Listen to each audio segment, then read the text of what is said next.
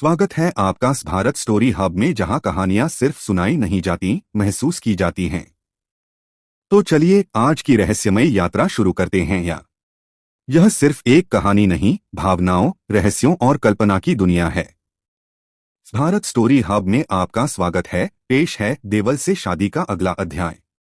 देवल से शादी एपिसोड 12, परछाई की वापसी। शादी के बाद देवल और रुचि ने कुछ समय जंगल में ही एक छोटी सी कुटिया में बिताया। वहां न कोई तंत्र था, न बलि, बस प्रेम, शांति और सुकून की एक नई शुरुआत थी।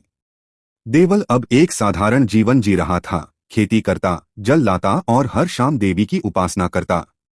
लेकिन एक रात चंद्रमा आकाश में अधूरा था और जंगल की हवा में एक अजीब सन्नाटा भर गया। रुचि की नींद अचानक खुली। उसे ऐसा महसूस हुआ जैसे कोई दूर से उसका नाम पुकार रहा हो। रुचि, रुचि। वह घबरा गई।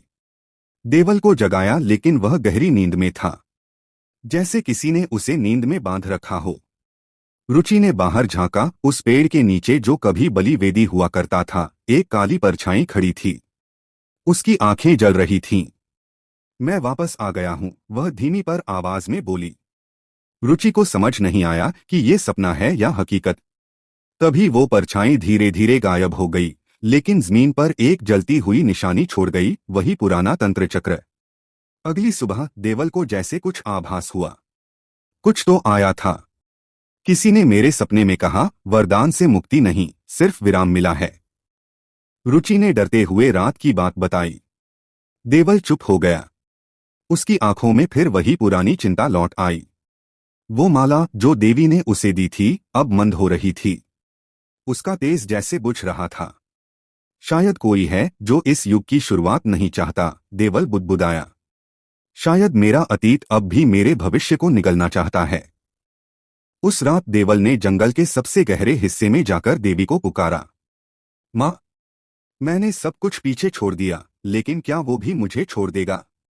देवी प्रकट नहीं हुई, लेकिन हवा में एक आवाज गूंजी, हर युग की शुरुआत से पहले एक अंतिम परीक्षा होती है। तुम्हारी अभी बाकी है।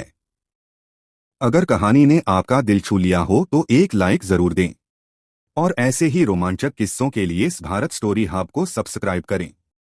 याद रखिए, अगली कहानी इंतजार कर रही है। यह अंत नहीं, एक नई शुरुआत है। भारत स्टोरी हब को सब्सक्राइब करें और घंटी बजाना न भूलें, क्योंकि अगली कहानी शायद आपकी पसंदीदा बन जाए।